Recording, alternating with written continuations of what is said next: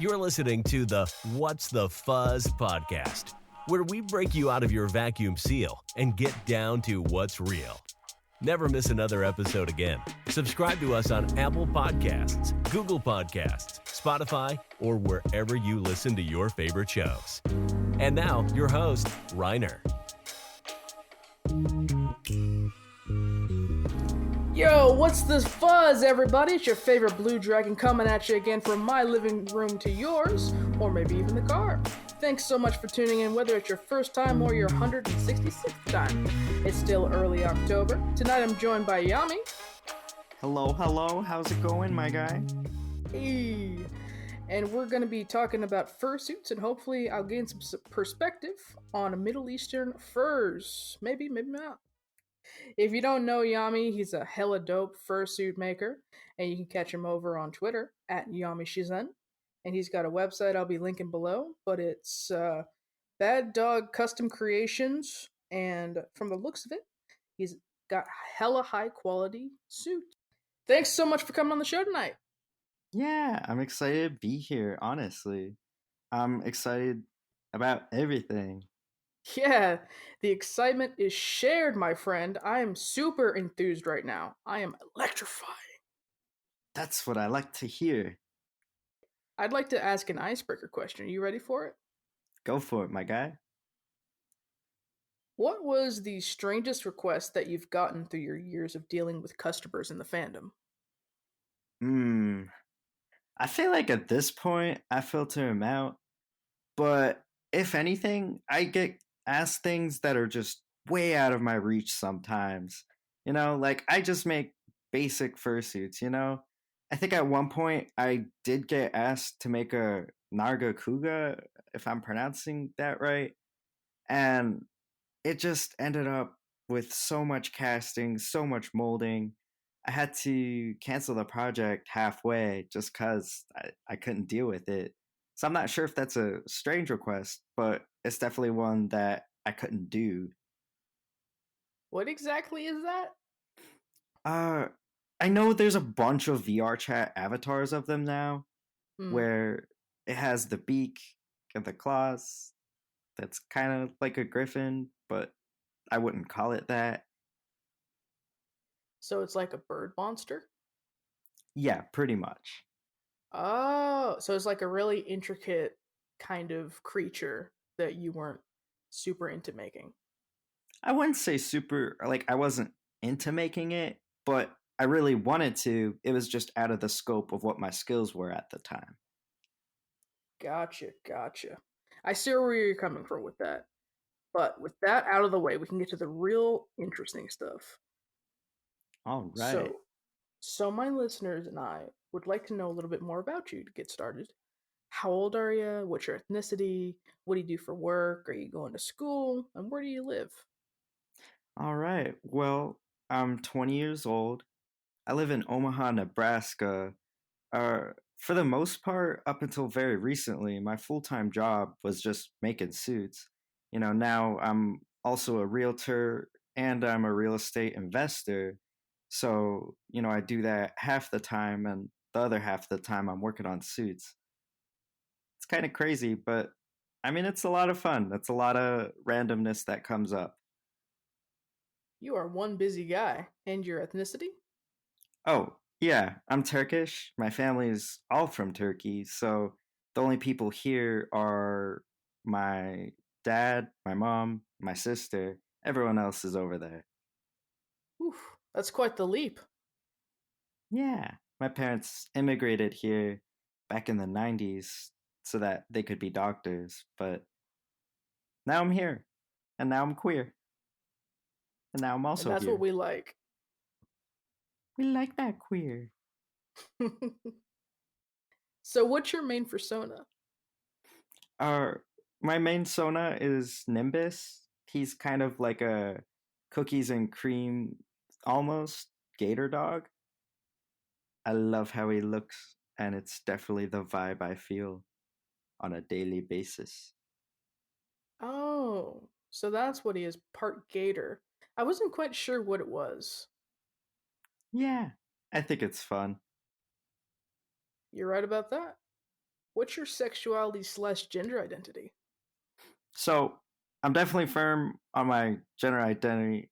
I'm a man, I'm a trans man, but I feel like in terms of sexuality, I'm gay, but it's kind of like gay with an asterisk. Like, if something comes my way, I don't care who you are. If I vibe with you, I vibe with you. How do you relate to your fursona? Uh, I think I like the Merle look just because, it's kind of chaotic, kind of not, but it's still pleasing to the eye. And I also like teeth. So I feel like all those components make up my Sona and it kind of shows my personality a little bit. You're a simple man. You see teeth, you hit the like button. Pretty much. Do you feel it's easier to express yourself through your fursona, whether it's creatively or sexually?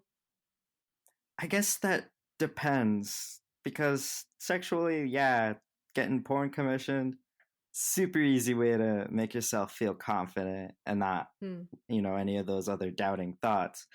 But, when I'm in suit, when I'm vibing, I also don't have any worries compared to, out of suit, thinking about life on the side, all that fun stuff. What's the biggest difference between naked you and suited up you? What, like straight up naked? Oh, you mean not suited? No, I Oop, mean, hold up.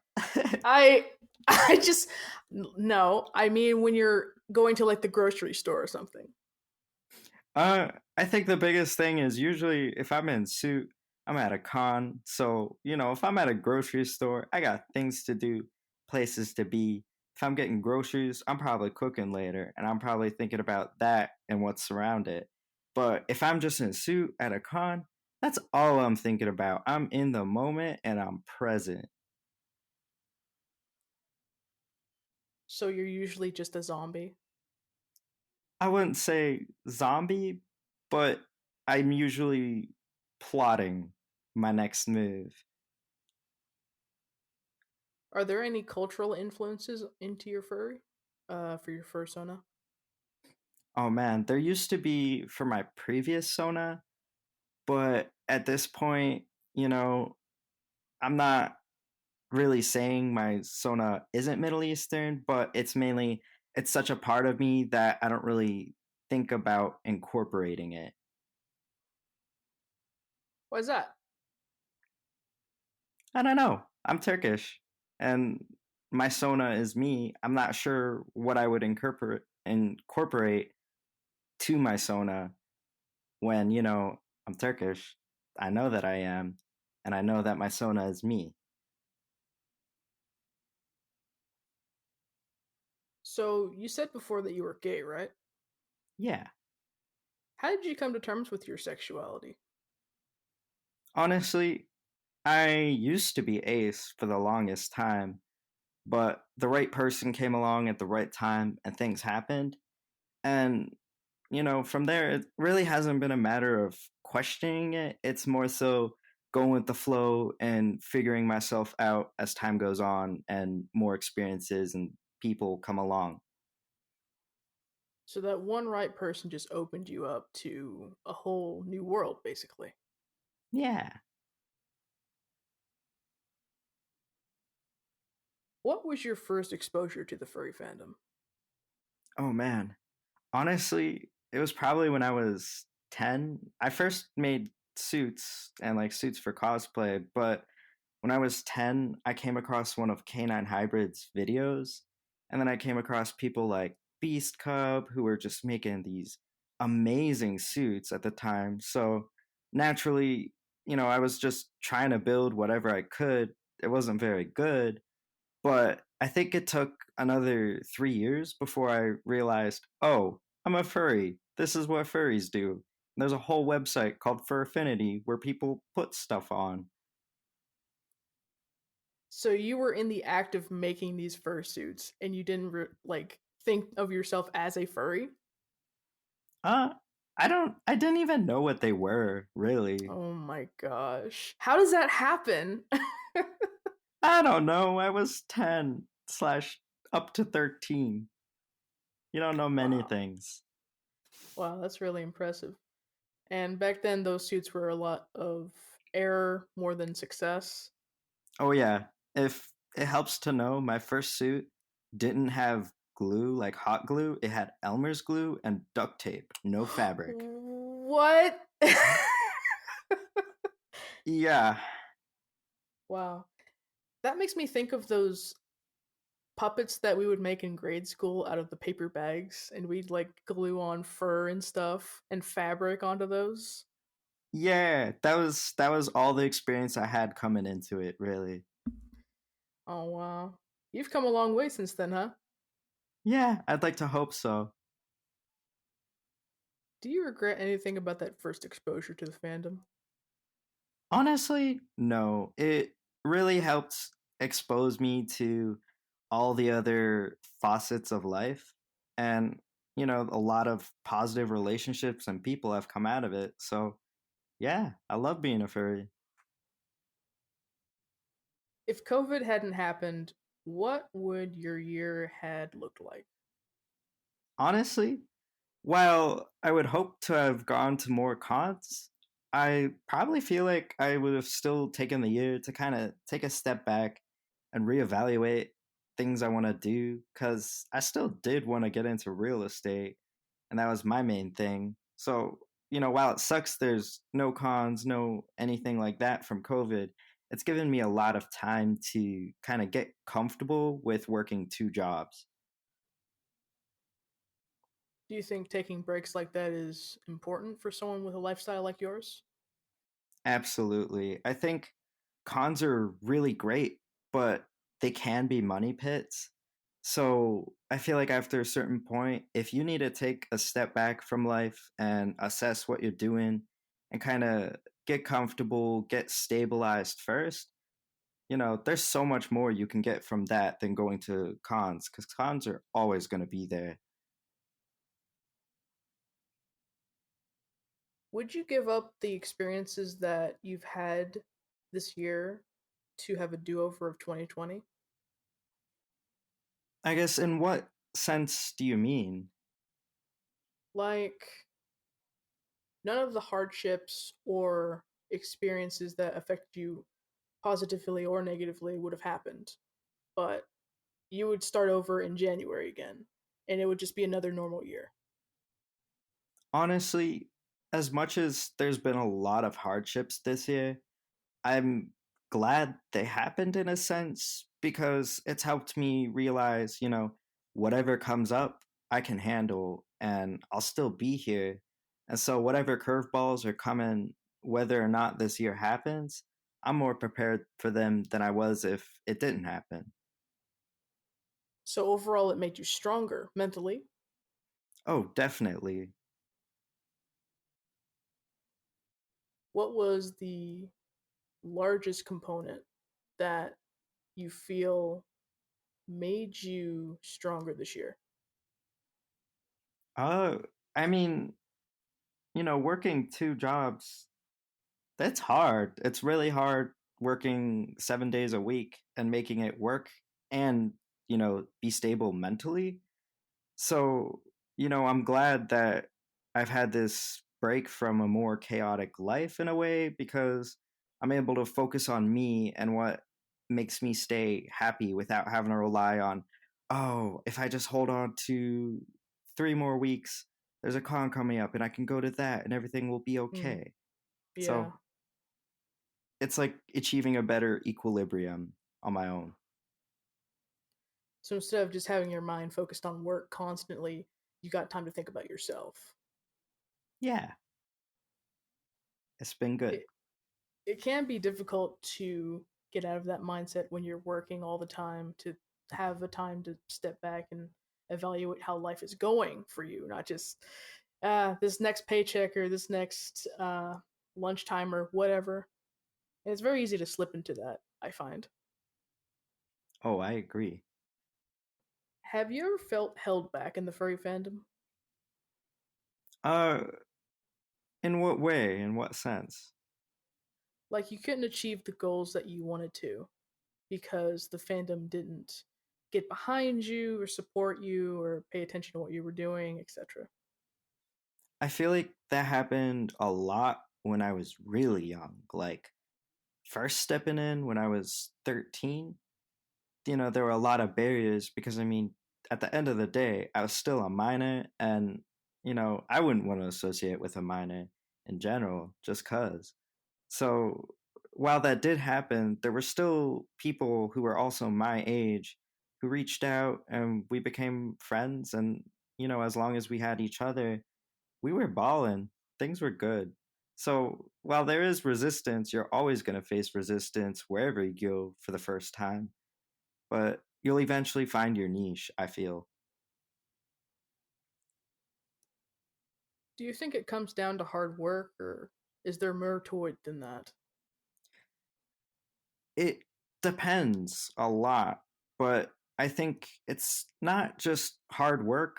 It's obviously a little bit of luck, like whoever comes your way.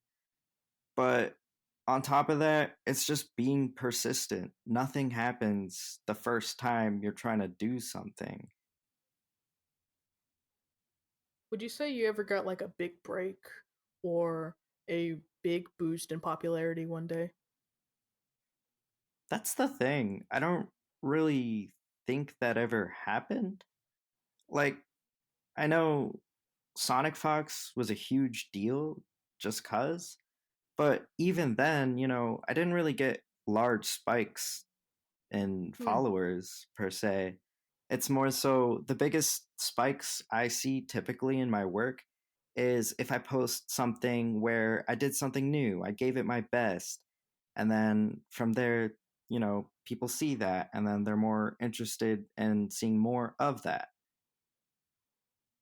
You did something that personally interested you Yeah, and that resonated with the people that saw it. absolutely. So, do you think it's worth it then to pursue things that you personally have interest in over what you think is quote unquote popular? Absolutely. I feel like above all, people can sense passion. And if you're passionate about something, you're going to be consistent about it. I feel like it's one of those things where if you hate what you do, you're never going to enjoy it and you're never going to give it your all because you hate it. So as long as you pursue what you want and what you're good at because you're putting time into it, you can be really good at what you want. What was it like growing up in your household? Oh man, I wouldn't say I came from the best of places, but in a way, it's still home.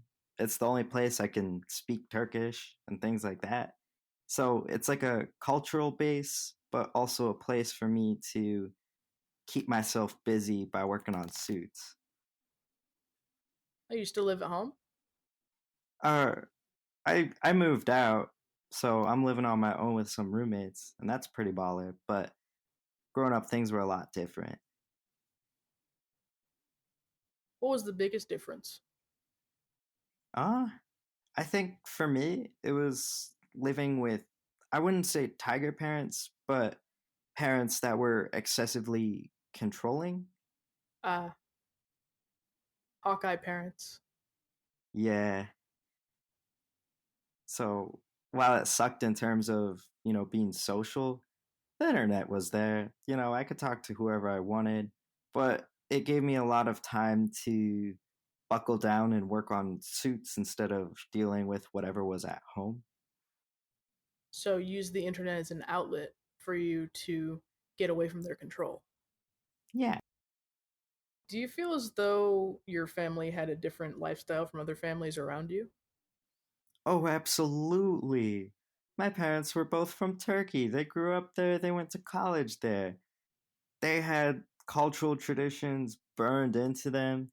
And of Hmm. course, they're going to be more traditional about things. So they're going to be more strict. They grew up a certain way with certain standards. So of course we're going to have those standards, but also, there's a sense of it's post 9/11 America. We've gotten all sorts of racism towards us. So, in a way, it's like, while it sucks with how strict it is, it's also the only place where culturally I can be myself. How did you deal with both being part of a traditional Turkish family, but also having people assuming the worst of you post 9/11? Well, with those people that assume the worst, I mean, all they're gonna do is be mean, be cruel, say whatever they want. After a certain point, you just kind of let it go out the other ear. And I almost want to say mask who you are, mask your racial identity until you can trust the person you're talking to. I feel like that just happens unintentionally after a certain point. Did you start noticing it developing over time? Absolutely. After a certain point, at first when you're a kid, you're super upfront about being whatever race you are. But the more and more pushback you get against that, the less and less inclined you're going to be open about that. And after a certain point, you kind of learn to camouflage who you are and just blend in with the rest of the, quote unquote, American kids. Hmm. How did that feel for you? Because it sounds like it would be kind of an alienating experience to be surrounded by people that didn't really know the real you. I mean, it sucks, or it sucked at first, but after a certain point, you grow up into that and it's like second nature. So you do it unintentionally. You learn, okay, I'm just not going to show my culture from now on until I'm comfortable back at home? What's the main thing from Turkish culture that you wish that others had accepted from you or your family? I think, especially like if you go to Turkey, for example, everyone there is super giving up front. Like you can crash someone's wedding, just a random wedding that's happening. Their family's going to invite you and you're going to vibe together so hard, be treated like family. There's a bunch of holidays all about giving where you give to those who need it and things like that. I feel like in America, there's this huge contrast in culture where, it's every man for themselves and you gotta take it all or nothing. You see it with like the anti-maskers and stuff. Mm-hmm. You kind of have to just adjust to that and reflect what's being poured towards you in terms of kindness. Exactly. Especially when things here like Christmas and Thanksgiving and stuff have been sort of corrupted and twisted into things that are more about consumerism, buying stuff. The act of like spending money is more important than the act of giving itself. Absolutely. It's almost a little tragic to see. Like holidays in Turkey, they're still holy. And, or I'm not sure if I would call it holy, but they're holy in the sense of if you're trying to turn that into something to market off of, it's frowned upon a little bit Mm. compared to here, where, once it's October, all you're seeing is Christmas ads. Have your friends and family always accepted you for being a furry and your sexuality as well? So, being a furry, I started making suits. I didn't start off as being a furry. They saw it as, Halloween costumes. And as soon as I Mm-hmm. think I sold my first suit for like $50 or something like that. As soon as they Mm-hmm. saw I was able to make money off of it, they really didn't care too much.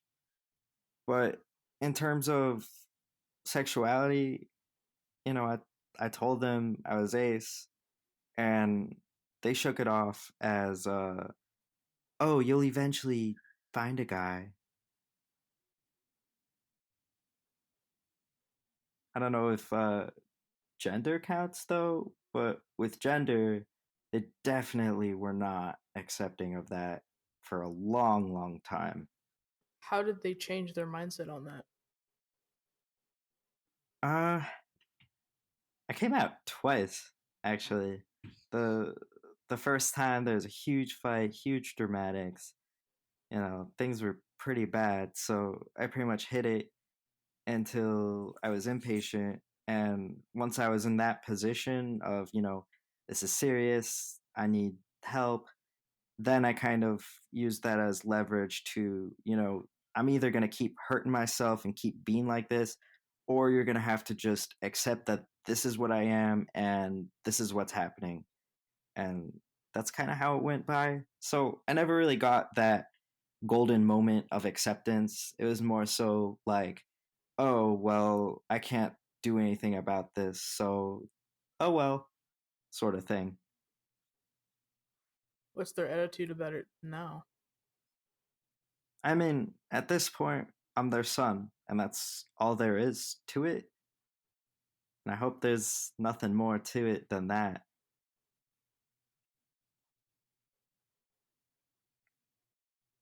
Is there anything you've learned about yourself through your experiences in the furry fandom? Honestly, a lot. I feel like there's been a lot of growing experiences that have happened, especially with it being my job for the most part.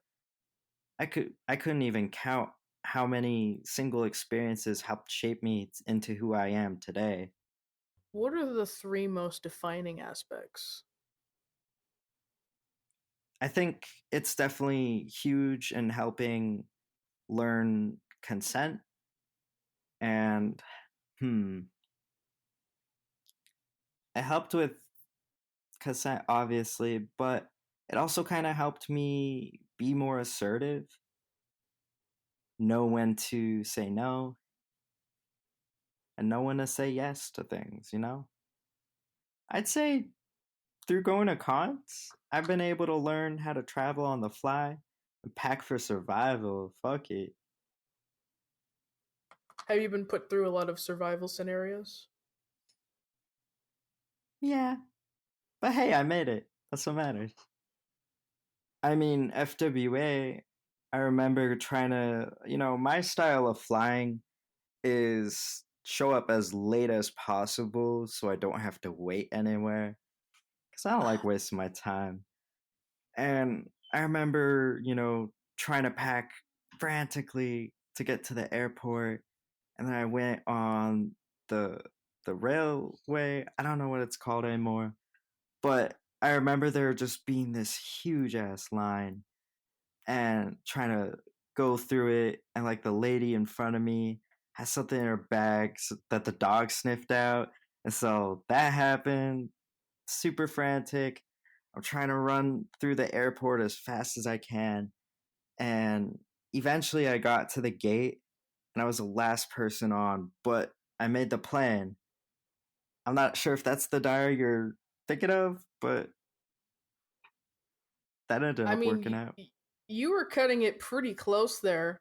Uh, one of the first things, well, not one of the first things, but one of the first flights I ever went on, I missed it while I was like at the gate. It like just took off, and I was Oh. just, yeah. Like by 30 minutes, and I was just like, how is this happening? So you telling me that story actually did give me extreme anxiety, because I have no idea how you managed to hop on that plane that fast, that close to it taking off. I don't know either, but I did. That was very convenient. You put all of your leveling up points into luck at that moment. Hell yeah. So you've been in the furry fandom for a long time, right? Oh, yeah. It's definitely a lot different now than it was. Have you ever considered yourself to, in a sense, be the like only one, like the only brown guy in a sea of white, so to speak? Like, how would you describe your experience to someone that's never gone through that before? Honestly, by the time I was a furry interacting in the fandom, I already Mm. adjusted to just never talking about my ethnicity.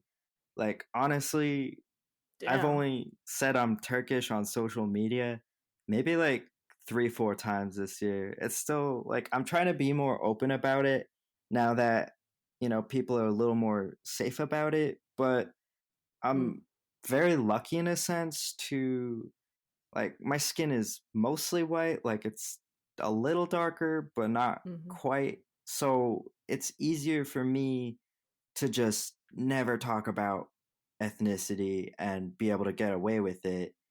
But you know what? I'm really happy that now things are different. Now you can be more open about it, and people seem to celebrate that more, which is awesome. But I definitely don't know too many other Turkish furries, which kind of makes me feel alone sometimes. But I know they're out there, and I know I'm finding them one day, whatever that day will be.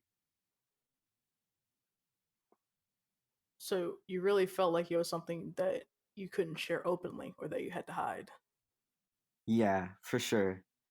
It can suck, but you know, especially if I'm out there able to blend in as a quote unquote American, it hmm wasn't something that really crossed my mind too frequently.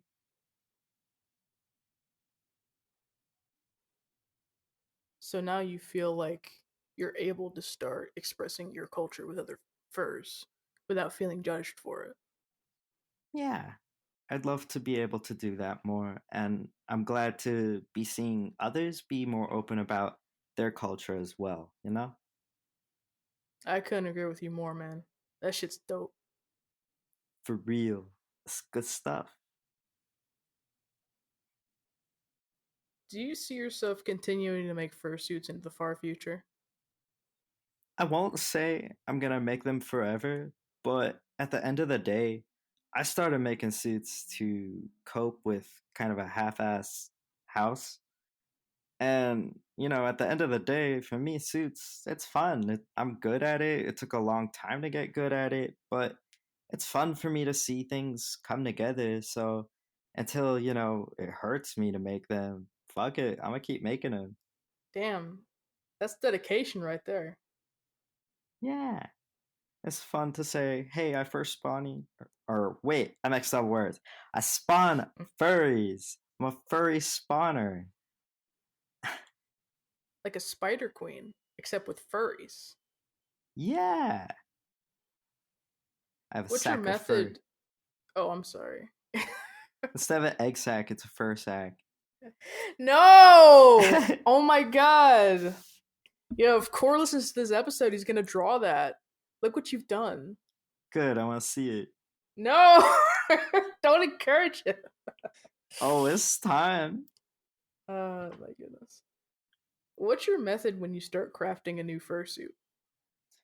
I was talking about like method for heads, bodies.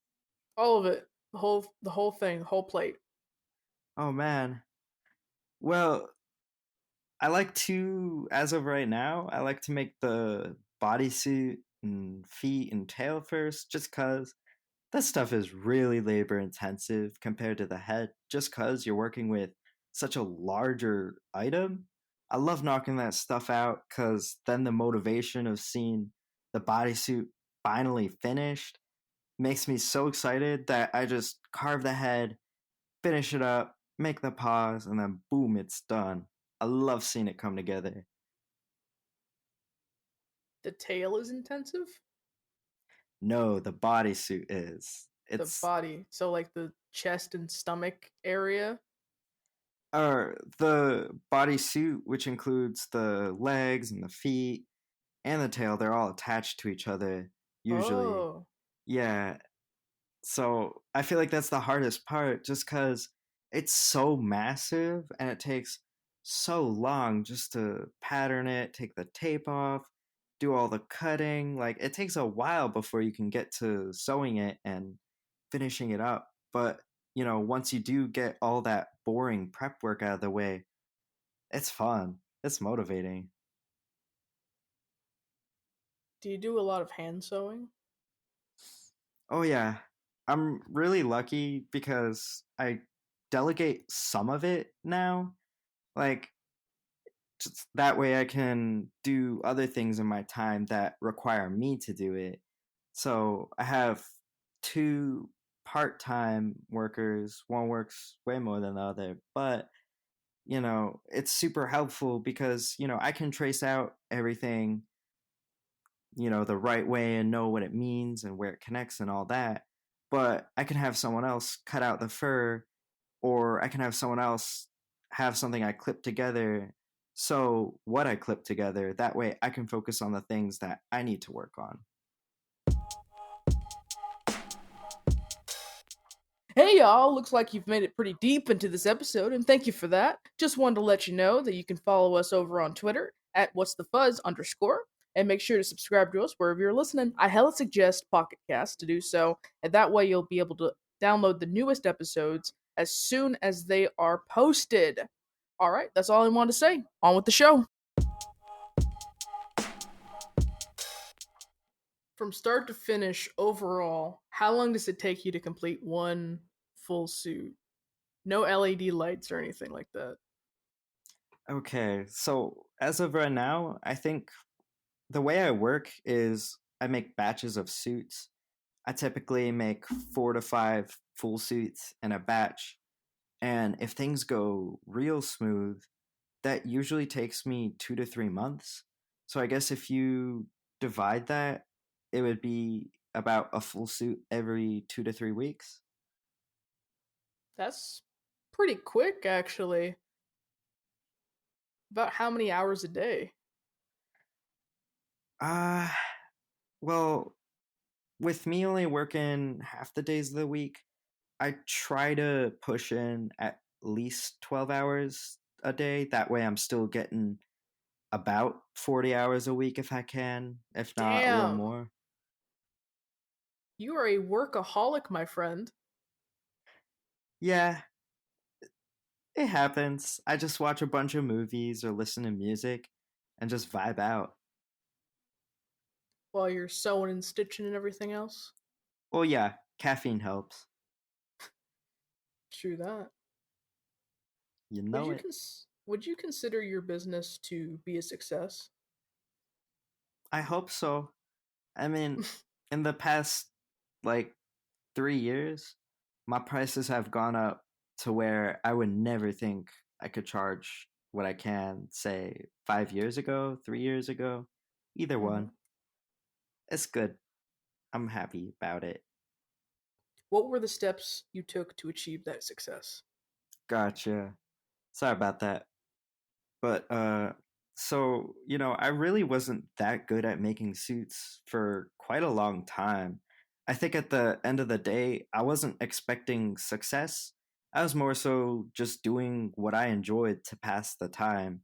So, at the end of the day, if you're looking for success, don't expect it, but more so put the time, put the effort, be consistent, focus on perfecting your craft before expecting massive amounts of success.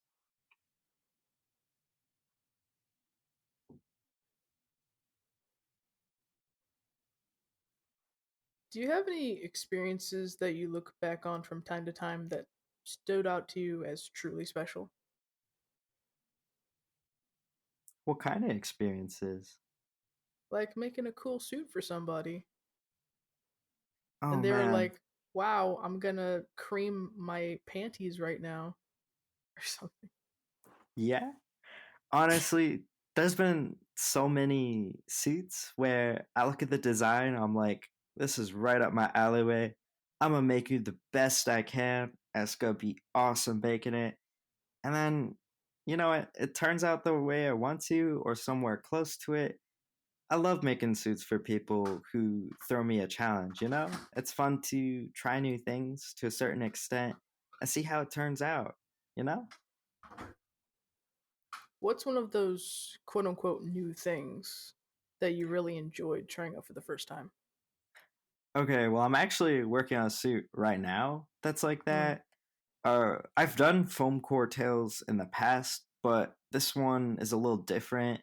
It has a core, but it also has divots so it can move smoothly, and it's partially stuffed for weight saving. So I still have a long way in figuring out how to make it work, but I'm really excited to see how that'll work out and if I can improve upon it for the next time, something like that comes my way.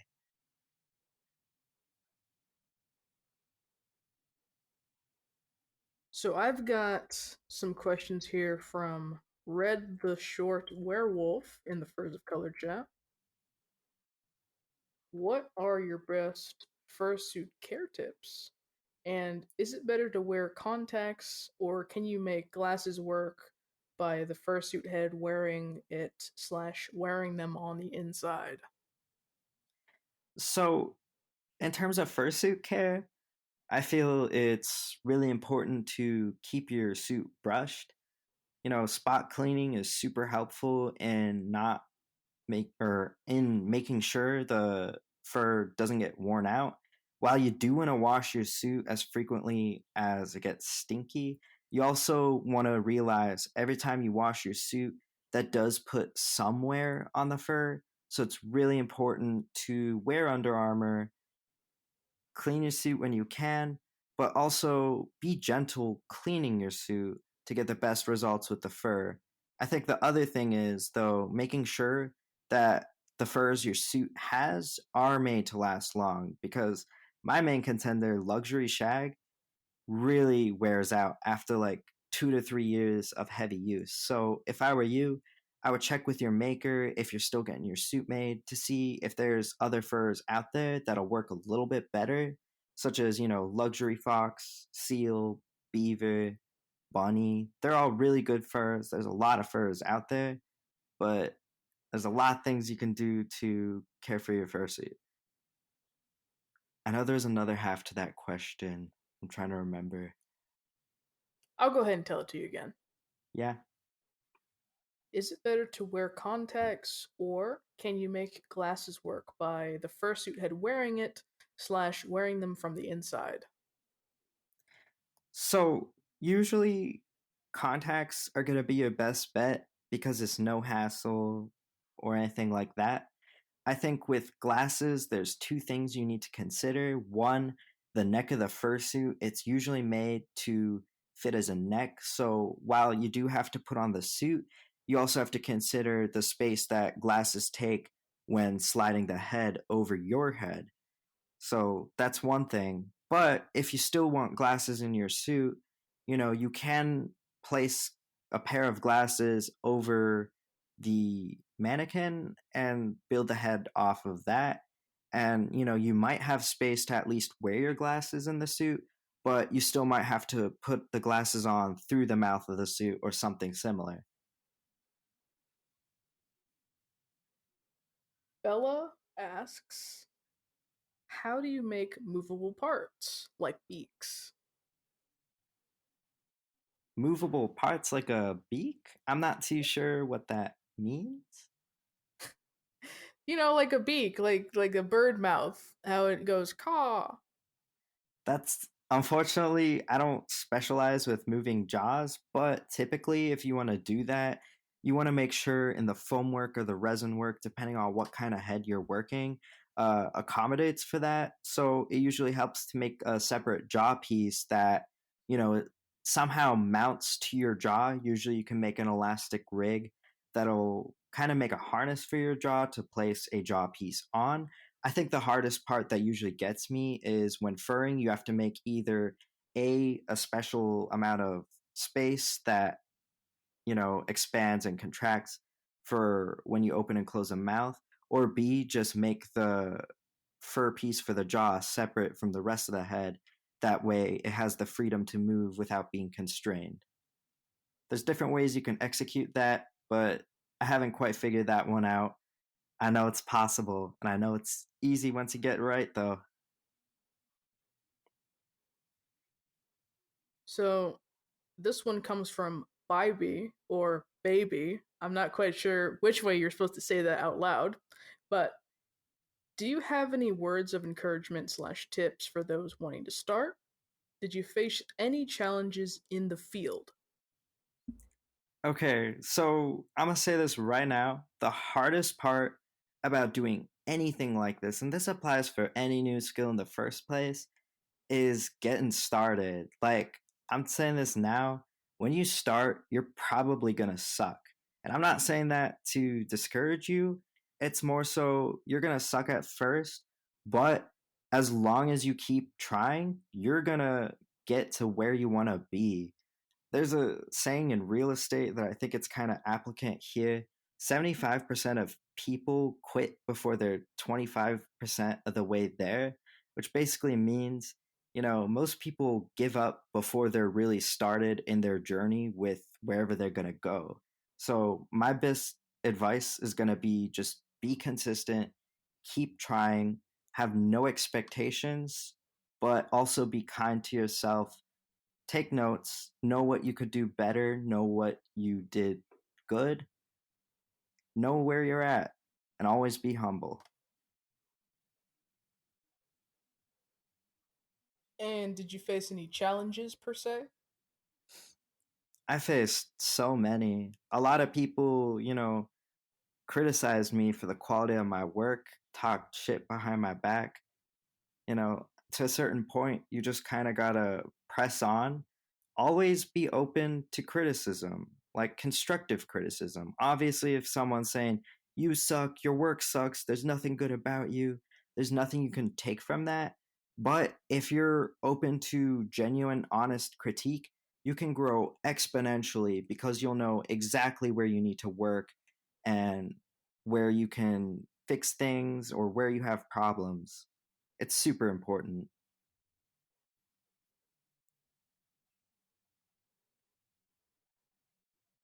So, you've had a lot of clients over the years, right? Yeah. How would your worst client compare to your best client? How did the experience differ? Oh man. There's so many bad clients that I've had. And I think a lot of them happened when I didn't really charge that much. Because, after a certain point with higher price ranges, I feel like the people have an expectation that, they're working with a professional, the professional knows what they're doing, they're going to hand that trust off to them. But if you're working, especially as a beginner, and that's why it's the really hardest part, is getting through that tough portion of where you can't charge that much. You don't have that many people like interested in your work. It is super, super hard. And you're 100% going to run into crappy clients that are there because they're here for a discount suit and they want things their specific way. It sucks.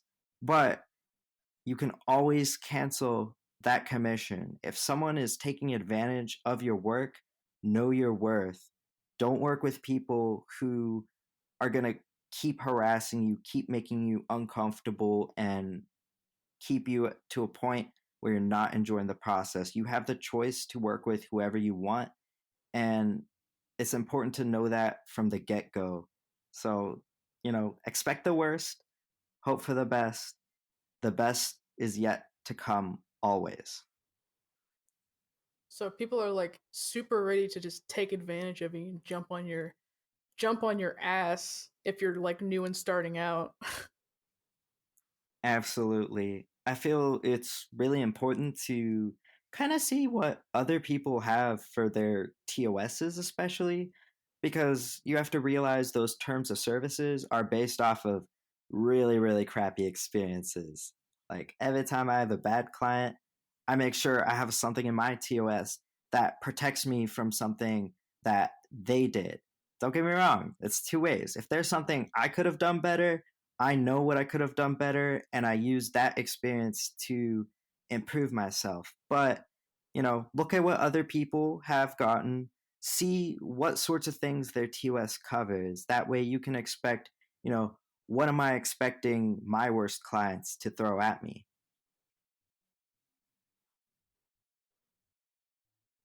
So your worst clients make you add something to TOS, and your best clients make you question why you have a TOS in the first place, maybe?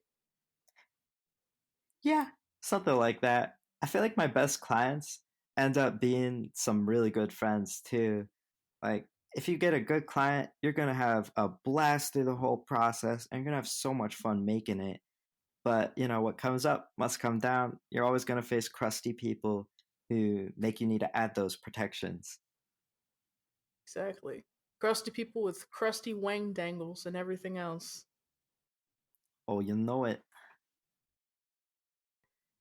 Is it often that you'll get to craft or see a fursuit that is BIPOC coded?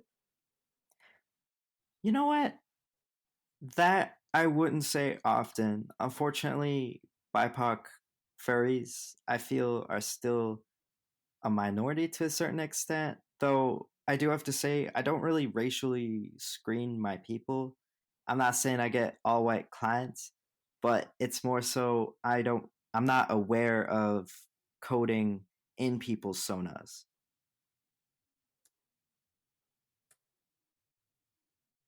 Why do you think that is? While some people are very upfront about their identity with who they are, I feel, with my experience, I had to hide who I was for the longest time and I really wasn't open about it. So I don't want to assume that others have had the same exact story, but others do have their own reasons for not putting their culture in their sona. So you feel like it more than likely puts them at risk for harassment or something else? I wouldn't say that currently, but either way, in certain spaces, yes, that puts them at risk for harassment. Mm-hmm. And in the past, it definitely put them at risk for harassment. I'm glad there's more safe spaces for BIPOC people to be more open about that, but it's still going to be quite some time until everyone is completely comfortable with being upfront with who they are. Damn. It's like first being a furry used to be like the Wild West or something. Right? It still is, man. Do you think it's more difficult for a BIPOC furry to get eyes on their work and gain notoriety than a white furry? In certain aspects, yes. Because on one hand, you got racist ass people wherever you go. We're gonna diss on your work like mad hell. But on the same hand, the internet, you're not seeing who you're talking to directly. You don't know who you're saying what to. It's Mm-hmm. hard to immediately know the ethnicity of someone posting their work online when the work is all you're seeing. So, in a way, I'm not, in a way, yes, things are harder for BIPOC people, but on the other hand, the internet does provide some anonymity. That just builds a case for them to actually like purposefully to hide it. That's kind of messed up. Things are messed up. I'm not saying it's right at all, but we're far from perfect in terms of a society. And it's really important to acknowledge that because, going Mm-hmm. to any American school, they like to erase that and erase that, all these super racist things happened in our past when, it's really important to acknowledge these things happened pretty recently, and only recently are we seeing some level of equality, and even then, it's not very high in certain places. So, we got to acknowledge where we're at. We're not at perfection, and you shouldn't have to hide who you are, but, hopefully that's something that's not going to last forever. I couldn't agree more. How do you think we can move toward acknowledging that this is not only currently happening, but confront that and try and move past it? I feel like educating others is really, really important. You know, a lot of people did grow up on that education system here where it completely erases everything that happened. Like, in the textbooks, it pretty much says, oh, the Civil Rights Act happened, and then everyone was happy they all got rights. When, like, it's been a long and bloody battle. It's really important to look upon our history for what it really was, and then educate people on what our past really was. A lot of people, when they say these, I don't want to say racist, but very insensitive things, they're saying it out of a place of not knowing shit about what they're talking about. So, in certain situations, obviously you can't just sit someone down and tell them what happened. But if someone is saying something that's completely wrong, take a step and explain to them why it's wrong and what they could be doing better. Yeah, I was talking with another guest the other day just about this, about how someone speaking out of a place of ignorance can be reasoned with to a degree. That person has to care about what you have to say in the first place, usually, unless you're sharing a same classroom with them or some other parasocial relationship type dealio. But if you can spend some time trying to explain to them why they're talking some hot ass mess and why they sound like a total racist dumbass, you never know. You might actually get through to them, and then you have multiplied. You have made another one of yourself. Was that through osmosis? I think it was, or something like that. Mitosis. Asexually reproduced. That's it. Yeah. And you never know who that person is then going to educate. So always take a chance when it's appropriate. Exactly, and then it just keeps going and going and going, and maybe we'll start to make some progress, and that'll be really neat. Right? We're getting there. One step at a time. One tiny, tiny little step. And sometimes we're gonna stumble and hit our toe on a coffee table. That's okay. For sure. So since you're Turkish, do you and white passing at that, do you ever feel like you're on the outside looking in when it comes to people talking about BIPOC or a fur of color in the community? Ah, yeah, honestly, like I am white passing at the end of the day. So while, yes, I am a person of color, I still feel like I haven't had the experiences of, being harassed for the color of my skin and things like that. I'm not that afraid of a cop pulling me over, though I Mm-hmm. still am to a certain extent. It's just like, I haven't had the brunt of the experiences that others may have had, and I only hope that I can still participate in the BIPOC community because I am Turkish. I did face my own form of problems along the way getting there. Do you feel like those problems are sometimes overlooked by furries that like to compare negative experiences to quote unquote show they earned their place in the BIPOC community? I definitely feel like I always keep my mouth shut about my experience with racism in America just because hearing what other people have experienced and what their families have experienced, man, it's bad. I feel like Mm-hmm. I don't have a place to say what's truly happened on my end because of that. Yeah, it can be difficult when people get into the I don't want to say oppression Olympics, but just comparing like horrific stories one after the other. I think the thing that should connect us is our shared experience of having like this culture and these these lifestyles that don't necessarily fit into what a white person would go through. Not just getting killed by cops, but that is certainly a large part of it. For sure, for sure.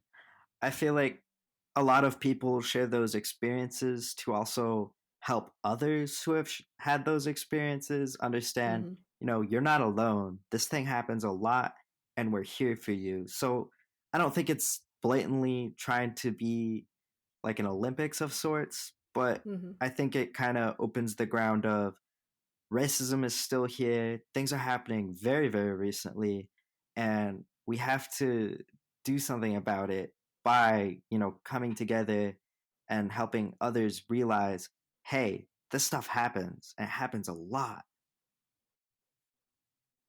Exactly. Spreading awareness is always the first step. Then we can learn and find ways to overcome it. Eventually, in time, hugs and kisses, etc. I'm not sure where that part comes in, but it's there somewhere. But I do believe that no matter the skin tone, like the actual skin tone, uh, white passing or not, you are a part of the BIPOC community. I'm glad. I really needed to hear that, honestly. It's easy to think otherwise, but I am glad to hear. Trust me. Uh, Ever since the Camp Howell and stuff came about, people have been having discourse about whether Latine furs and Asian furs and Middle Eastern furs were. I mean, Middle Eastern furs aren't really mentioned a lot, but I think that's partly due to the fact that they aren't around in the mainstream as much or talk about themselves as much. But the point is that it can be difficult to see yourself when people are more so talking about the other ones. You know what I mean? Yeah, for sure. I feel like, you know, other other races make up a larger portion too of America. Like people from the Middle East usually don't have too much reason to come over here. So I feel like that also plays an aspect, but I'm sure they're out there and I'm sure there's a group somewhere. We'll find them. When you think of diversity in the furry fandom, what comes to mind first? I feel like the fandom is very diverse. I mean, respectfully, the fandom pulls people into it because, furries, at least especially in the past, were frowned upon by society. So, because of that, a lot of people who their identity was also quote unquote frowned upon by society came together to make up what we call the fandom. So, in a way, it's really enlightening to share a community with so many LGBT and BIPOC individuals who are all just wonderful, wonderful people. It's amazing that such a congregation can take place in the furry fandom. I too think it's really cool that I can hang out with a bunch of weirdos that want to dance around in animal costumes. Right? Get the party on. Do you think Black Lives Matter applies to all POC? I feel like it focuses on Black lives because obviously that's a big front of what we're seeing. But yes, I do agree it involves all races because, Black Lives Matter is just a slogan for a protest movement. At the end of the day, you know, we're facing a lot of racism. Black Lives Matter is addressing that as a whole. People, if you've grown up here being a different race other than American, you know what I'm talking about. People are racist little shits here. And Yeah. BLM really is taking a stand against that. How did you feel when the BLM protests first started compared to how you feel about them now? I know they're still going and they're still strong. And if Mm-hmm. anything, it's frustrating as hell to me that, we're seeing the biggest movement since the civil rights movement happened right now. Mm-hmm. And I feel like it's almost deliberate that there's just no more coverage. The only thing you hear is at most, oh, there was a riot, when like that didn't happen. It's all twisted. It's all under the covers per se, just cuz they're hoping to weaken the numbers by keeping it on the down low. I think that's messed up. That may work in the smaller towns, but definitely not in the larger cities. People are still showing up. Oh yeah. Do you wish others were affected in the same way about the BLM protests? I really wish that there was more collective movement outside of large cities. And it's kind of a shame that others, like, I don't want to say like to pretend, but because they're not seeing the protests happen, they aren't aware that they're still happening and nothing has happened in terms of, what the protesters want and what they're getting.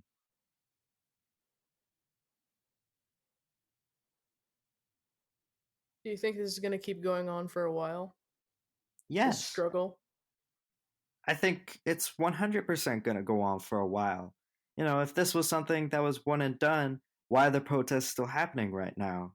This is a struggle that's been happening for so many years. Literally, since our country was founded, there's been struggles with race, and it's really tragic.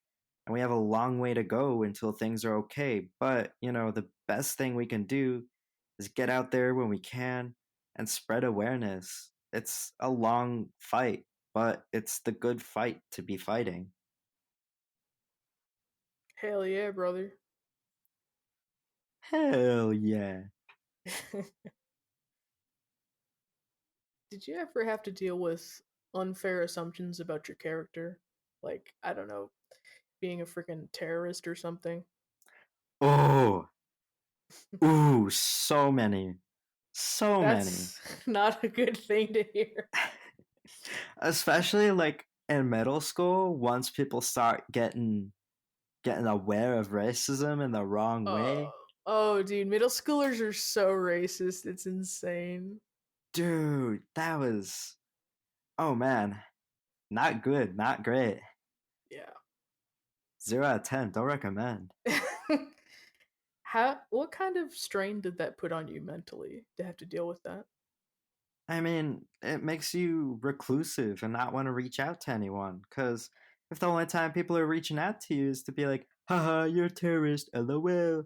Like, of course you're not going to want to talk to anyone. And it made me build a shell around myself for the longest of times until I guess more recently, like, I'm trying to push past it and be aware of where I'm hiding myself at. But man, that stuff really does do a number to you for a number of years after, those people have forgotten what they've said. Would you say the fandom played a big part in helping you get out of your shell? Absolutely. People are, in general, as a percentage, much more accepting here just because I'm not saying they're rejects, but people who have been rejected tend to be in the fandom, Like they've experienced things like that or even worse than that. People are really open to whatever you have to throw at them. It's okay, you can call them rejects. I won't judge you. What would you like to see the furry fandom change by this time next year? Honestly, I would love to see more BIPOC representation, especially with like guests of honor at cons. Like, I would love to see more people who are speakers for culture and awareness with movements like BLM. I feel like it's really important to encourage the fandom to take a part in that battle, that long battle against race. It's important to acknowledge it beyond hee hee, civil rights movement happened once. It's really important to have the fandom as a whole educate each other and continue to grow based off that new knowledge.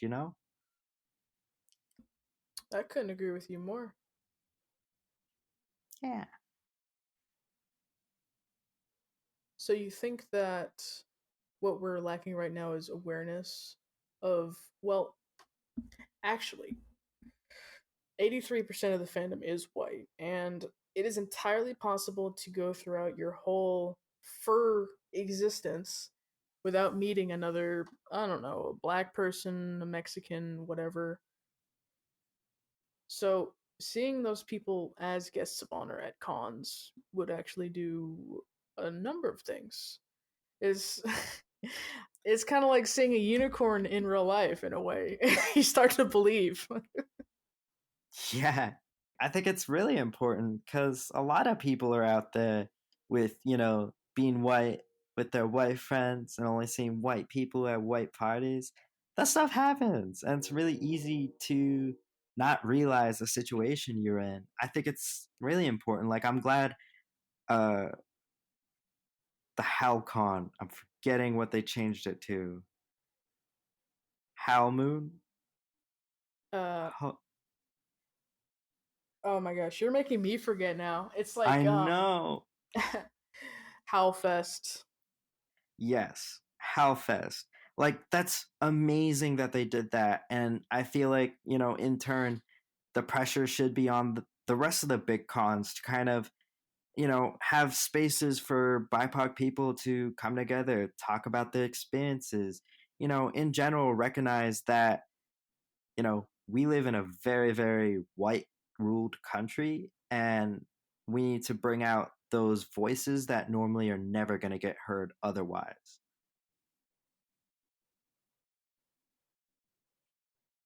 All right, last question for you, Yami, and I gotta thank you again for coming on the show. Yeah, it's been wonderful, my guy. Was there anything in this interview you wish I asked about?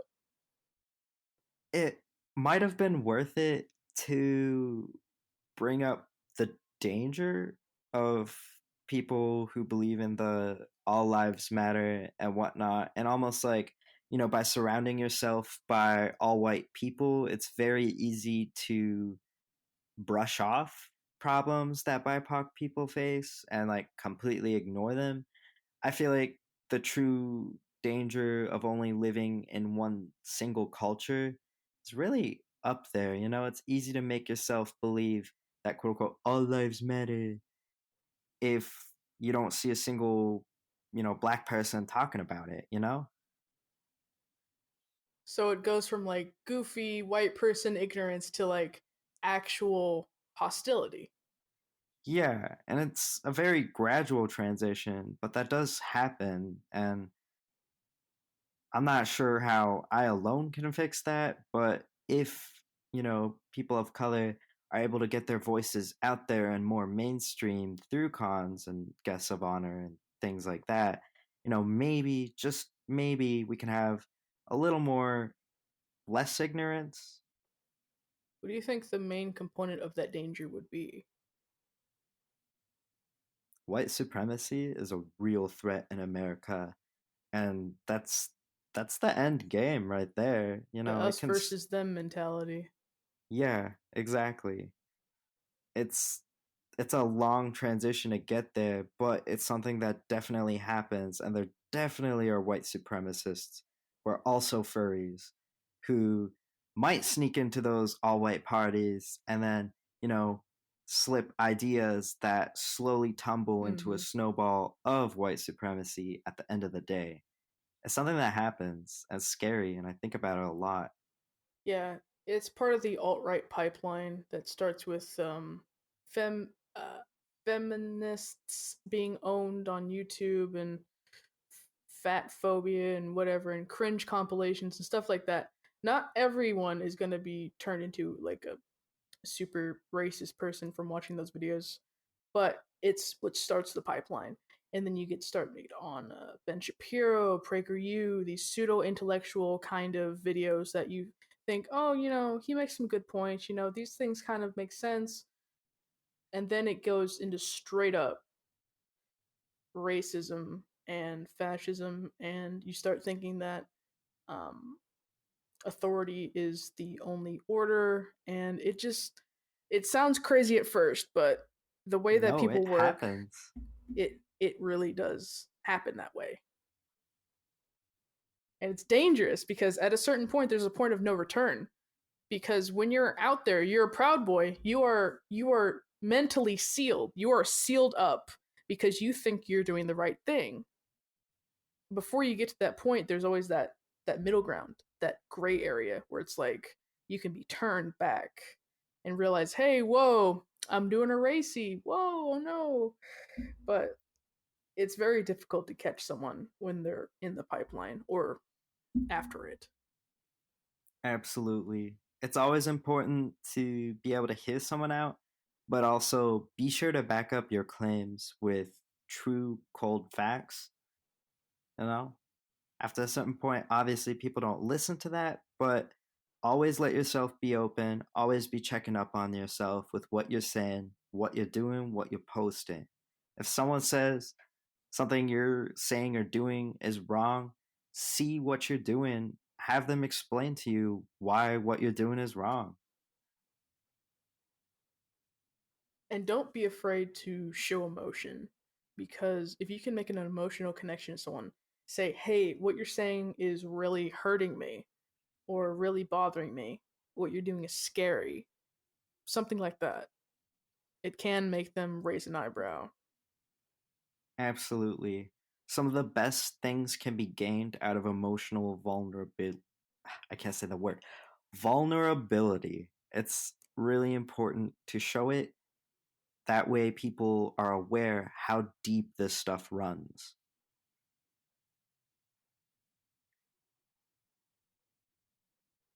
But hey, thanks for bringing that up, Yami. That's a great idea. Yeah, thank you. All right, I think that's all I got for you for now. Thanks again so much for coming on the show, Yami. I think I really understand the harm that these things can do to our community and how we can counteract them for a better future. Don't forget to subscribe to us wherever you're listening to, and check us out on Twitter at whatsthefuzz_. You've got the spotlight. Go ahead and promote something. Oh man. Well, first of all, it's been wonderful being on here. Thank you so much for taking the time to talk with me, really. But if I'm gonna promote anything, you know, Howfest? HowCon? Go to that con. It's amazing. The person that runs it is amazing. I'ma be shouting that shit all day long. But also, if you want a fursuit that looks like a dog or any other species and is matte, guess what? BadDogCustomCreations.com. I sometimes make furries and I don't know why. So check them out. It just keeps happening. I can't stop. Thanks for listening, everybody. See you next time. Bye-bye.